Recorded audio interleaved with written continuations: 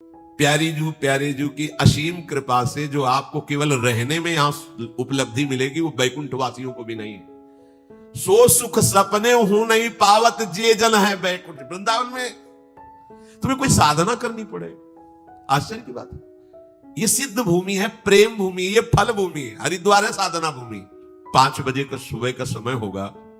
आगे आगे पूज्य सदगुरुदेव भगवान दंडवती परिक्रमा में गिरिराज जी में, पीछे पीछे उनकी चरण रज में लुटते हुए चल रहे। थोड़ा अंतराय भी था।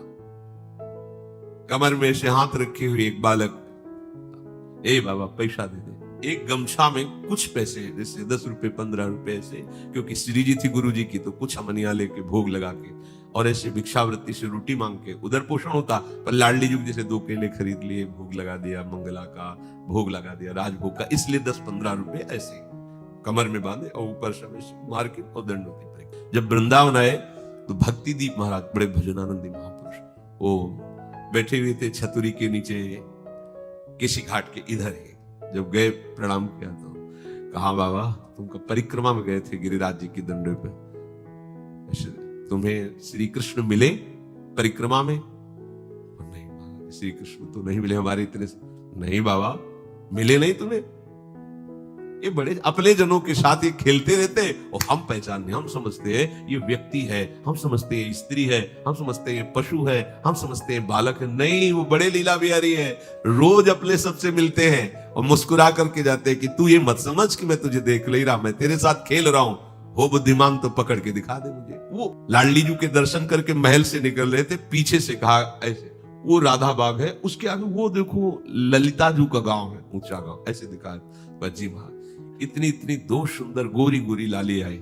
महाराज जी का अचला पकड़ के, ए बाबा फूल दे दे। तो हमारी दृष्टि बड़ी सुंदर लाली, तो हमें लगा कि महाराज जी पूर्व में राधा बाग में यहाँ बरसाने में काफी समय तक रहे, तो किसी गोस्वामी परिकर की लाली होगी, महाराज जी को जानती होगी।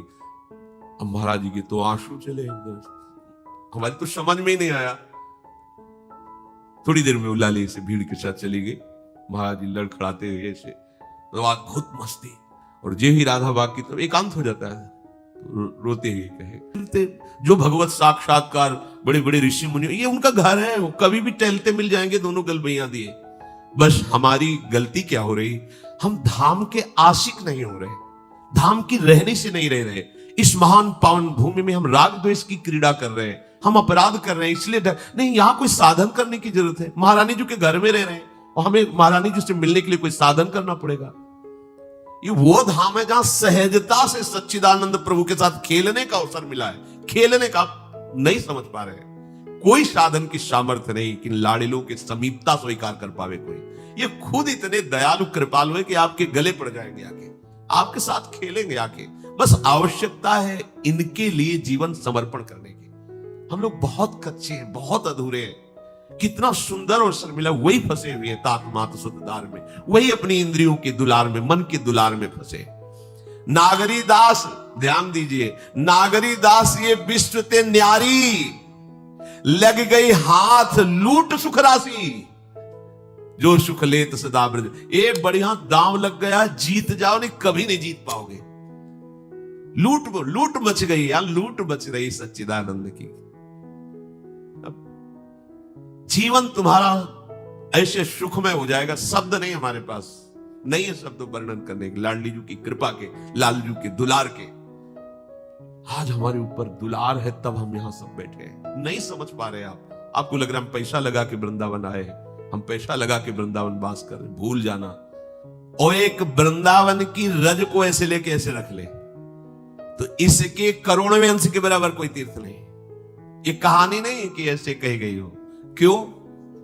क्योंकि जिनके चरणों को पूरा विश्व नमन करता है, वो लालजू महाराज जिन गोरे चरणों को अपने हृदय रूपी संपुट में छुपा के रखते, उन चरण चिन्हों से चिन्हित ये भूमि है। जैसे दूध पीने से श्रद्धा शक्ति तुरंत बल आता है, तो उस बल का प्रयोग आप कहां कर रहे हैं? खास बात है, आप दूध पी के कर क्या रहे हैं?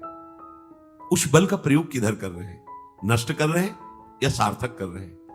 यहां का बहुत एक एक कण अपार शक्ति से संपन्न है, हम इसका प्रयोग कहां कर रहे हैं? हमारे रहनी पर इसका बहुत बड़ा फल टिका हुआ है।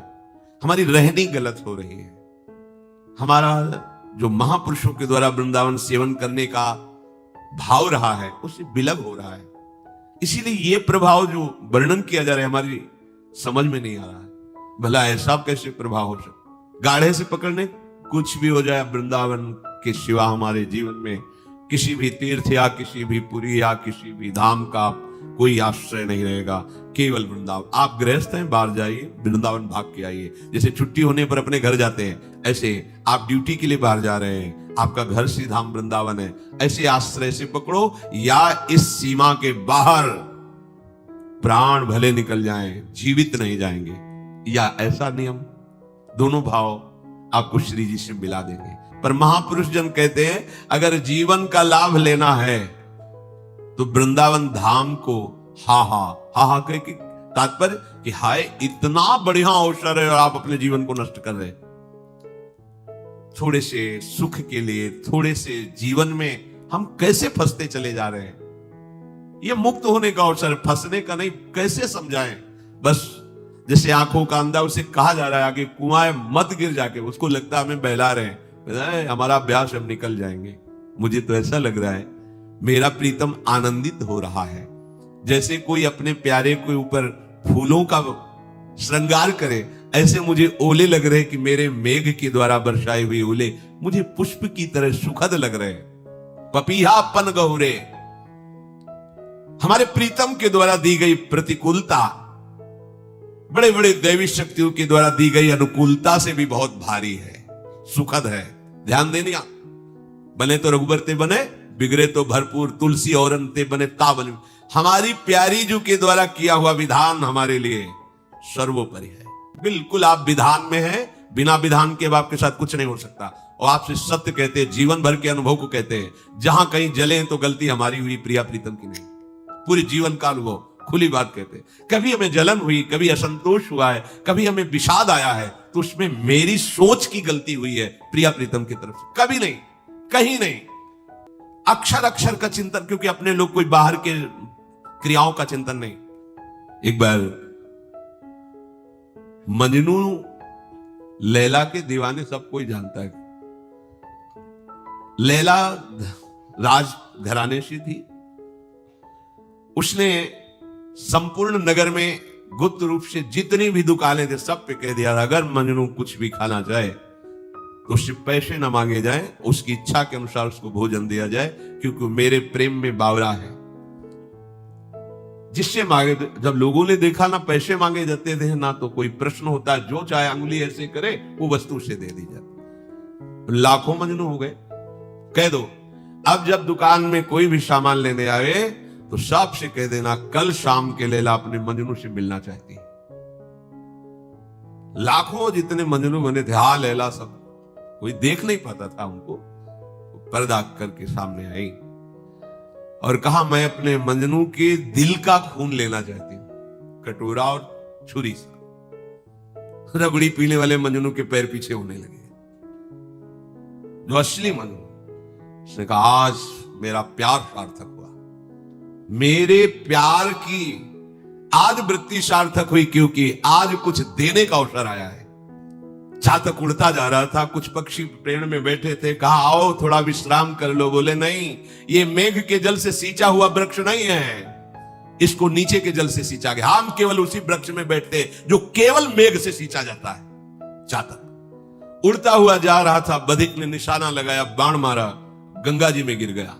ऐसे चोच कर ली मानो किसी पक्षी ने पूछा अब तो मरने जा रहा है, भागीरथी का एक बूंद मुख में चला जाए तो कल्याण हो जाता है। चोच के ऊपर उठाए, बोले मेरा नाम चातक है, मैं पीता हूं तो सिर्फ अपने प्रीतम मेघ के द्वारा दिया हुआ स्वाति का बूंद, नहीं तो मर जाऊंगा, लेकिन जीते जी गंगा का एक बूंद अपनी चोट पे नहीं आने दूंगा।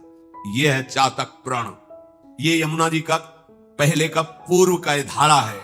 देखो कालीधय आदमी, 20 सीढ़ियां जो आपको किनारे किनारे देखना, परिक्रमा मार्ग में अपनी दाहिनी तरफ जगह जगह आपको घाट मिलेंगे। ये प्रवाह की धारा है। आप जहां बैठे हो ये ठीक यमुना जी की धारा पे आप बैठे हो। यमुना जी खिसकती हुई साइड में हो गई, वो क्या ये प्रधान धारा पहले की यही है। आप देखो घाट किनारे किनारे बने हुए है ना।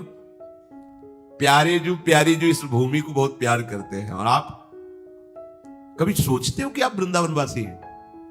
नाचने का मन नहीं होता आपको? हृदय आपका उमगता नहीं, प्रपंच के चिंतन में जलते रहते हो, राग द्वेष के प्रवाह में बहते रहते। अरे कभी सोचो तुम कहां के वासी हो गए हो? श्रीधाम वृंदावन। ओहो, जिसके लिए बड़े बड़े ऋषि महर्षि याचना करते, वो सौभाग्य मुझे प्रियाजू ने दिया। कभी आप रोए प्रियाजू से? कितनी कृपा कर रही हो स्वामिनी मुझ जैसे नीच पर। नहीं, मैं महात्मा हूं, मैं अमुक हूं, मैं अमुक। अरे कुछ नहीं हो यार, कितना बड़ा दुर्भाग्य है प्रिया प्रीतम के कहला के, प्रिया प्रीतम के होके। केवल यहां वास का आपको बता रहे हैं, जो सुख है, जो आनंद है, वो वैकुंठ में भी नहीं। केवल यहां वास का, यहां वास करके भजन कर रहा है, श्री जी की अष्टयाम सेवा कर रहा है, इसकी तो बहुत ही अलग बात हो गई। जो सुख लेत सदा ब्रजवासी, सो सुख सपने हूं नहीं पावत, जे जन है बैकुंठ निवासी। आप इसको कथा ना समझे, सत्य ऐसा ही है। झिमझिम रिमझिम वर्षा हो रही, सुंदर सुंदर वृक्ष पंक्ता, मोर कुहुक रहे हैं, प्यारे जो मंथर गति से धीरे, सब दृश्य खत्म। कोई एक बिल्डिंग नहीं वृंदावन में, कोई एक भी पुरुष नहीं वृंदावन में। यही की बात कह रहे हैं, यही वृंदावन, इसी वृंदावन। लड़खड़ा के बस कुछ पकड़ के बैठ जाओ, हिम्मत नहीं खड़े होने की, ये कोई साधना का फल नहीं। अरे वृंदावन में रहते हुए तुम्हें एक बार भी स्मरण किए मैं वृंदावन वासी हूं? ईमानदारी से देखो, हम तुम्हें तुम्हारी साधना दिखा रहे हैं। वृंदावन में 24 घंटे व्यतीत हो गए, एक बार भी तुम्हारे उमंग आई कि मैं प्रियाजू के महल वृंदावन में रह रहा हूं? नहीं, वही प्रपंच वार्ता, वही जगत चिंतन, वही रहते हो धाम में चिंतन जगत राग द्वेष। समझ जाओ। राधे राधे। बहुत बढ़िया। उस प्रसंग में गुरु प्रेमानंद जी महाराज ने बताया कि किस तरीके से एक बार उन्हें और उनके गुरु जी को स्वयं श्री कृष्ण जी के साक्षात्कार हुए थे। गुरु प्रेमानंद जी महाराज अपने प्रसंग में बातें करते हुए बता रहे थे कि एक बार उनके गुरु जी के साथ में वो गिरिराज जी की परिक्रमा में जा रहे थे, लेकिन उसी समय पर जो है एक नन्हा सा बालक, एक छोटे से बालक के रूप में एक बच्चा उनके पास दौड़ कर आता है और उनसे पैसों की मांग करता है। कहता है, बाबा जी मुझे पैसे दीजिए, मुझे ज़रूरत है। प्रेमानंद जी के गुरु जी और प्रेमानंद जी कहते हैं कि हमारे पास तो इतने पैसे नहीं है कि हम आपको दे सके, हम तो खुद गिरिराज जी के यहाँ पर परिक्रमा में लगे हुए हैं। लेकिन गुरु जी देखते ही समझ जाते हैं उनके कि ये कोई साधारण बालक नहीं है, चेहरे पर इतना तेज, आंखें एकदम नैन एकदम कटीले, और देखकर ही ऐसा लग रहा था कि मानव शरीर से बहुत ही तेज निकल रहा हो। उसे देखकर गुरु प्रेमानंद जी महाराज कुछ समझ पाते उससे पहले गुरु जी ने उन बालक के पैर छू लिए और उनकी आंखों में आंसू आ गए, क्योंकि वो देखते ही समझ गए थे कि ये कोई साधारण बालक नहीं है, ये हमें परीक्षा लेने के लिए, ये हमें जो है आशीर्वाद देने के लिए आया है। और उसी समय पर गुरु प्रेमानंद जी महाराज कुछ समझ नहीं पाते, लेकिन उनके गुरु जी भली बात ही समझ गए थे कि ये स्वयं श्री कृष्ण के ही अवतार है, वो उन्हें दर्शन देने के लिए आए हुए थे। उन्हें देखते ही गुरु जी की आंखों में जो है खुशी के आंसू आ जाते हैं, वो काफ़ी ज़्यादा रोने लगते हैं। और कुछ ही देर के बाद में वो बच्चा वहाँ से उनसे विदा लेकर चला भी जाता है। प्रेमानंद जी महाराज को बाद में पता चलता है कि ये तो श्री कृष्ण की महिमा थी, श्री कृष्ण की लीला थी, कि वो जो है उनको और उनके गुरु जी को यहाँ पर दर्शन देने के लिए आए थे, आशीर्वाद देने के लिए आए थे, जब वो गिरिराज जी की परिक्रमा कर रहे थे। ऐसा ही होता है दोस्तों जीवन के अंदर भी, हम जब सोचते नहीं है उसी समय पर हमारी मदद करने के लिए, हमें आशीर्वाद देने के लिए देवता स्वरूप लोग आते हैं। और गुरु प्रेमानंद जी के साथ में भी ऐसा ही हुआ। तो राधे राधे सभी को। इसी तरीके से गुरु प्रेमानंद जी महाराज के भजन मार्ग से जुड़ते रहिए और हमारे चैनल को भी सब्सक्राइब करिए।